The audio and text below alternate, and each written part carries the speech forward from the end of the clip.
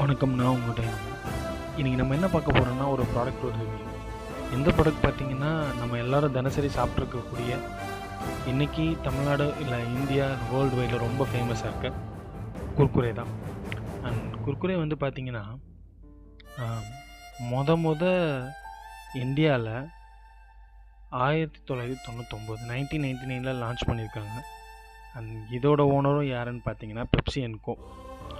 So இந்தியாவில் இருக்க நிறைய அந்த packed items, chips, cool drinks, soft drinks இது எல்லாமே பெப்சி அண்ட் கோகோ கோலா தான். So coming to the product, Pepsi and co snacks டிவிஷனில் 1999 இந்தியாவில் லான்ச் பண்ணாங்க. இதுதான் ஃபஸ்ட்டு ஒரு மேஜர் ஸ்நாக் வந்து இந்தியன் டேஸ்ட்டுக்காக டெவலப் பண்ண ஒரு வெஸ்டர்ன் ப்ராடக்ட். இந்த நேம் குர்குரேனா ஹிந்தியில் கிரன்ச்சின்னு அர்த்தம். ஸோ இந்த குர்குரே எதனால் இவ்வளோ ஃபேமஸ் ஆகிருக்கு அப்படின்னா, இது வந்து இந்தியன் டேஸ்ட்டுக்காக இந்தியாவோட மசாலாஸ்லாம் போட்டு பண்ணுது.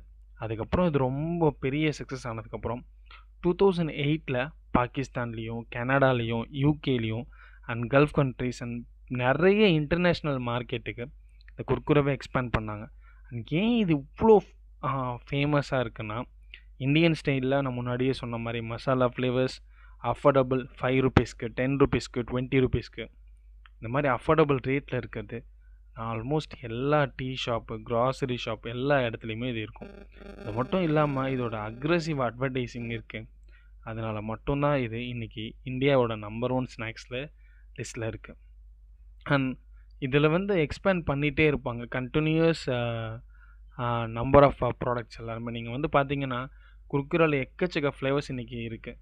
அண்ட் இதோட ஒர்த்து எவ்வளோ, ஆனுவலாக எவ்வளோ சேல்ஸ் ஆகுதுன்னு கேட்டிங்கன்னா ஆச்சரியப்பட்டிருங்க. கிட்டத்தட்ட 1000 crores. இந்தியாவோட பிக்கஸ்ட் ஸ்நாக் பிராண்ட்ஸ் இதுதான்.